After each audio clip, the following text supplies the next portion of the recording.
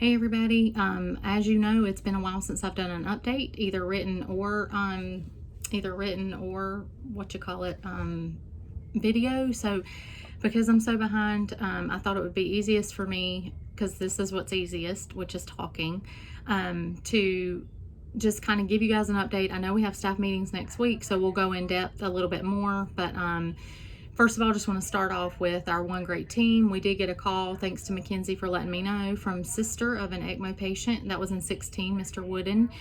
She called to express her gratitude to the entire team for all that they've done. Mr. Wooden's now in rehab. He's learning how to walk again, and he's doing well. So kudos to all of you for that. Thank you for your hard work. I know that you're tired. I know that you don't see an end in sight. I know that you feel like, you know, boots are on the ground, nobody sees it, hears it. Please know that I hear you, I see you. I am advocating on your behalf as much as I possibly can. Up to that note, our staff meetings, which are next week, there's WebEx. They're pretty much WebEx only, because of, you know, with the spike in numbers, we're just going to stick to WebEx. Just know that I want you to be thinking ahead of time of solutions. It was an S word.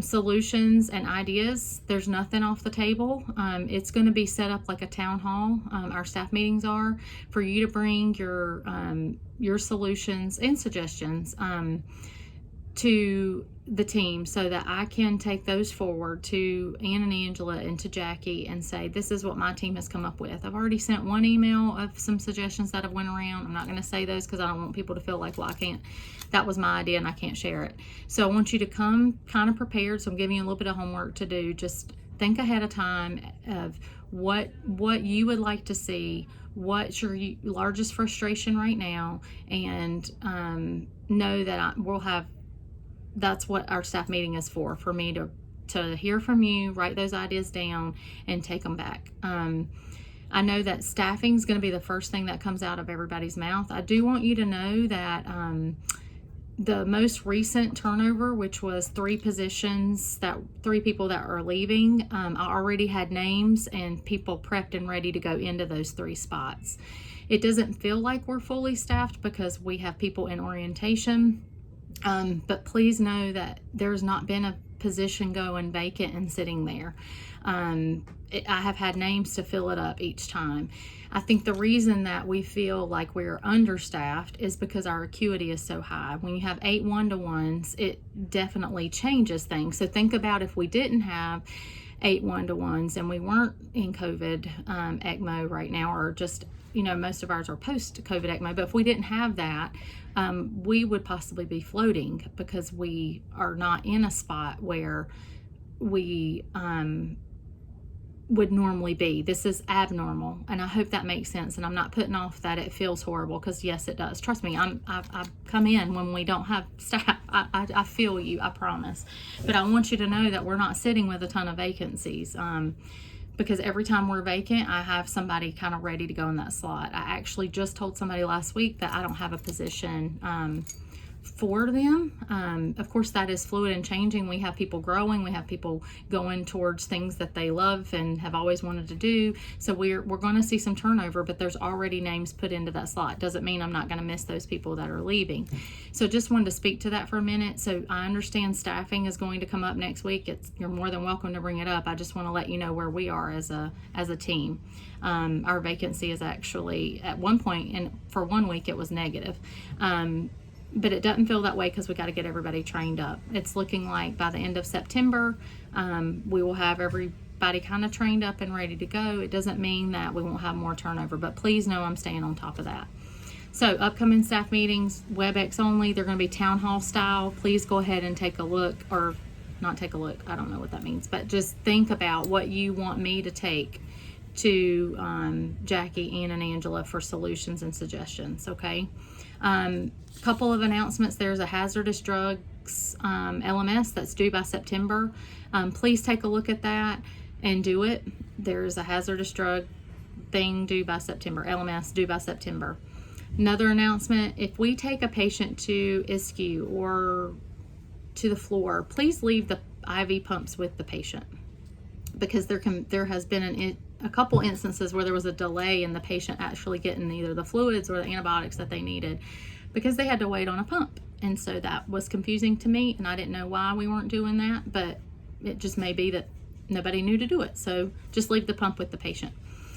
You may have already seen, but in case you haven't, eyewear is mandatory at all times. It's no longer just when you're in patient rooms or if you're in so many feet of each other.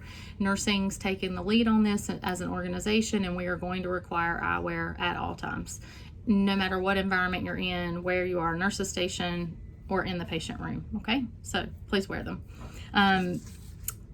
The rounding sheet, thank you all for giving the feedback. It's getting better and better every time, I think. But I want to ask, I have an ask, if you don't mind, to use that rounding sheet, the one that night shift completes, day shift adds to it. If you could, when you're handing off, so if Pam and I are handing off to each other, if you guys could use that rounding sheet during patient engaged report.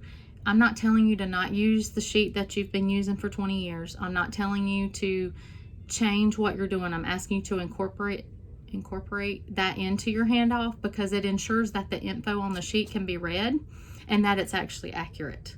It is no fun to be presenting and you can't read the person's handwriting, because there is a disconnect, right? The person that wrote it is not the person that's presenting.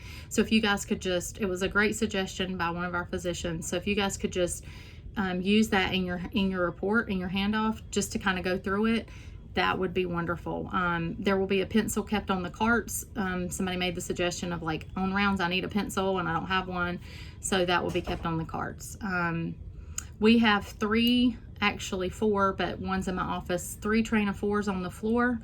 Somebody couldn't find them. They were in a different spot in the Pyxis, but now they're back in the spot that you guys are used to. So there's 3 on the floor. I have 1 in my office. If you need that one, please let me know. If you're in a pinch and for some reason all 3 of them are being used, the burn ICU has a whole bucket of them and they are not using them, so you can feel free to call them and ask to borrow one. But again, I have 1 in my office if y'all think we need 4 on the floor. Just another reminder to complete the feedback survey that Shauna sent out regarding our bed commanders and our residents. It is a golden opportunity to really give feedback, constructive feedback, and help improve our processes and help them, because they really don't get a lot of feedback from nursing, unless it's like super negative, probably, I don't know, but just really constructive feedback on things. So there's a survey link sent out, there's QR codes. If you guys will just take a moment to do that, it'd be great. We have lots of new team members that are joining us just this week alone. We have Amanda Maroney and Emmy Harvey. Amanda is coming from 6 Neuro here, and then Emmy's coming from the neurosurgery ICU at Vidant. So really excited about having them join us. We have some more team members joining us on 8/23, and I'll introduce them at a later time. We did just recently, we went a long time, 144 days without a VAE. We just got one, but that's okay. We were celebrating at 100, 130, 140. I'm very happy with that. It's been like 130 days without a CLABSI. Please keep up that work. Been 108 days without a CAUTI. I hope we continue that. Make sure that you're, we're going to talk about pericare at the staff meeting. And then we've been 52 days without C. diff. So those are our days since last. As always, you guys can send me any questions, concerns, updates, you know, to email me. Don't be alarmed if I email you right back, because that's usually what I do. But please, you know, keep in touch, make sure we're communicating. I'm looking forward to seeing all of you next week on WebEx for our staff meeting. Be ready for some great discussion, and just please bring your ideas, suggestions, solutions, and comments. I'm looking forward to hearing from each one of you. Thank you and have a great day.